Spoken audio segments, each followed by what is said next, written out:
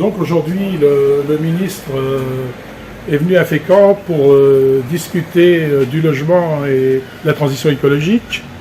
En tant qu'élu communiste, mon camarade Ismaël Boscos et moi, nous sommes présentés pour participer à cette réunion. Dans un premier temps, il nous a été interdit de rentrer dans la mairie. Alors en tant qu'élu, on trouve ça vraiment très dommage. Et puis après, on a décidé qu'on avait le droit de rentrer dans la cour, mais qu'on n'avait pas le droit d'assister à la réunion. L'opposition à Fécamp représente 48,5% des habitants. Ça veut dire qu'aujourd'hui, on a empêché 48,5% des habitants de Fécamp de parler et de donner leur avis.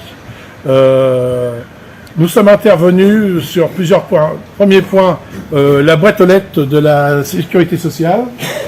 Puis comme vous pouvez voir, qui est toujours riftée, ce qui fait que les Fécampois, alors qu'ils ont une caisse ici, sont obligés d'envoyer par timbre au Havre, ce qui évidemment allonge les dossiers et crée pour les gens des coûts supplémentaires.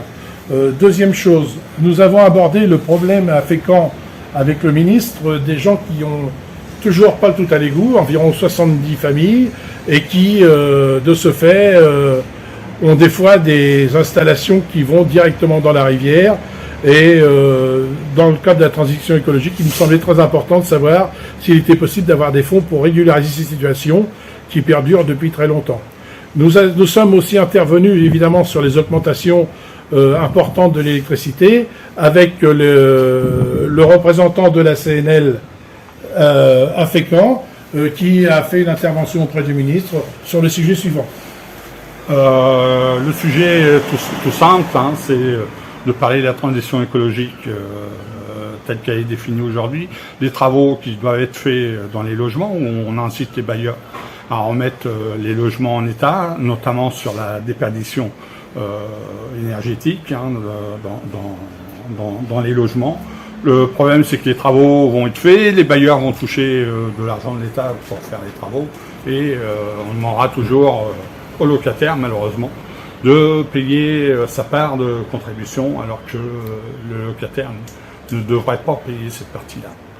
On a soulevé d'autres problèmes, notamment qui sont aussi importants sur Fécamp, notamment sur le manque de logement qu'on a sur Fécamp et l'accroissement du Airbnb. Aujourd'hui sur Fécamp, on n'a pas de 800 logements en Airbnb, ce qui est énorme. Il me semblait très important qu'on puisse participer à la réunion de façon à ce qu'on puisse donner des avis sur des choses qu'on connaît bien et qu'on entende plusieurs sons de cloche et que dans ce pays, il y a une démocratie sur le logement, la transition écologique. Notre camarade Christian Porrat, d'un médecin pour chacun, est intervenu par rapport à la médecine dans les villages, par rapport à la médecine dans les villages de campagne. Je lui laisse la parole. Oui, je suis intervenu en tant que l'association Un médecin pour chacun et concernant surtout le problème des villages du plateau qui se trouvent à l'est de Fécamp. On s'aperçoit aujourd'hui que pour 7000 personnes environ, grosso modo, un seul médecin qui a 3000 patients. Or, aujourd'hui, malgré les propositions faites depuis quelque temps, depuis plusieurs années, allez-y madame, depuis plusieurs années, pour avoir un médecin dans un village où on met à disposition, il serait possible de mettre à disposition un cabinet médical, rien n'a été fait.